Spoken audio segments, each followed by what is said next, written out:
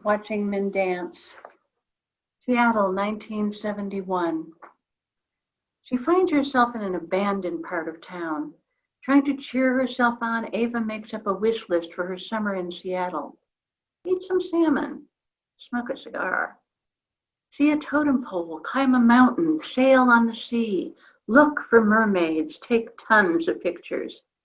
On this, her very first night, she's recording the journey of a piece of cellophane being carried by the breeze. Remembering the French film, The Red Balloon, Ava is photographing what turns out to be a potato chip bag as it tumbles along the sidewalk and sails through the air.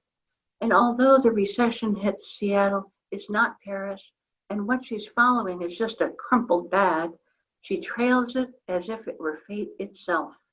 It leads her through a forgotten park, past a cigar store Indian poised outside a Chinese restaurant, past a boarded up shop called the Grand Map Emporium. The bag somersaults and sails until it plasters itself against the window of a mirror store, where Ava's image confronts her by the dozen.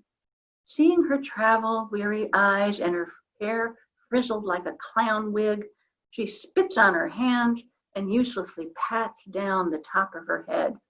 Unceremoniously, the bag falls to the ground. Ava looks up at the sky. Hey, you up there, really? Can't you send me something with a little life? A gust of wind picks up the red and white bag, and Ava sprints, trying to capture the fluttering cellophane in motion as it flies around the corner. And that's when she sees him, the boy in feathers. He stands in profile, poised in concentration, waiting just beyond a mural of a mermaid painted on a brick wall. Bared arms and legs adorned in feathers and bells, he holds himself perfectly still. She thinks, oh my God, he's so... When the sound begins, the loud, wonderful beating, her attention moves sharply to the right, where 5 men, all wearing jeans, t-shirts, and red bandanas, strike a large drum in the middle of the street where a crowd is gathering. The drummers start singing. To Ava's unfamiliar ears, they seem to wail, to cry out in a language she doesn't recognize, but thinks she can understand. Can't possibly understand, though she desperately wants to. Voices call and respond. Drum beats resound. The sound is strong. It makes her forget hunger, fatigue, homesickness. She is in Seattle listening to a band of native drummers, men beating out a rhythm, voicing a lament. Ava becomes absorbed into the sound. She finds herself reverberating as if she herself is a drum. Now the ankle and wrist bells of the boy in feathers add to the rhythm. He begins to dance. She wants to see this up close. She is eager to see this. She must see this. Ava edges forward between t-shirts and handbags to get a better view. She watches the dancer strike the pavement with bare feet. Bells jangle. The fan of feathers on his back vibrates. Shiny black hair moves in waves across shoulders that are strong, graceful, and stately. He is beautiful. Ava Odessa Paputsakis is 20, and she believes she is hearing an ancient song about the pettiness of humans and the wrath of gods. She is young, so she thinks she can right grave wrongs if she just really listens. She photographs the dancers sitting in a circle, striking the large drum and the single dancer. She wants to capture the fleeting movement, record the vision as if it were about to evaporate. The rhythm shifts to single unison beats. The tempo increases, volume rises, feathers whirl, sweat gleams, the dancer stomps. She leans forward, watching with her whole body. Now she can see him up close. 2 stripes of color paint each cheek. His eyes are a captivating sea green. Really? She lowers her camera.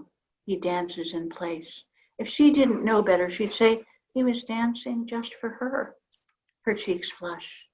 As the song ends, Ava tries to assemble herself into some kind of dignity. She watches the next dance and the next. The crowd thins, the air cools. The singers pack up and leave. She sees us from the corner of her eye, knows this is happening, but she is watching this beautiful being who is still dancing. She is the only audience left. He starts to sing now. He is his own accompaniment. Aya Waya Haya is what she thinks she hears. She wonders what it means. She doesn't care what it means. She very much wants to know what it means. The evening darkens, the street empties. They stay, she watching, he dancing ever more slowly. She bites her lip, his foot bleeds. She drops her backpack, he stops singing. She steps closer, he leans forward. She closes her eyes, feels warmth. Was that a kiss or a feather? He speaks. You ought to come with us to Portland for the big powwow next weekend. It'll be good. She steps on the potato chip bag that has been floating around the square, arrests it in its journey. She thinks, just got here, Portland far away, can't possibly. But then again, a chance to hear the beat of the drum, the jangle of the bells, to feel that tremble in the bones. She says, sure. Thank you, Marcia. What you just read clearly relates to the title, Watching Men Dance. Can you tell us about this title? Sure, and you're right. I actually thought of the title right after writing that part, which was one of the first parts of the book I wrote. But I've been watching men dance since childhood. My uncles were some of my uncles were really amazing dancers. One was a competitive dancer and was a world champion. Then later on, I saw Baryshnikov dance, leaping across the stage with such dignity and grace and strength. I mean, I was wowed. In the movies, Gene Kelly and Singing in the Rain and An American in Paris, again, close to my heart. And then, yes, later on, I got a job. This is in an earlier incarnation of Marcia as sociologist. And I got a job in Seattle. And when I moved to Seattle, I wandered around some and I heard drumming and I followed the drum beat. And indeed, I saw a man dancing in the street, a Native American dancer. I was mesmerized. I was gobsmacked. And so I eventually decided to name the book Watching Men Dance, and it stuck. It's with us still.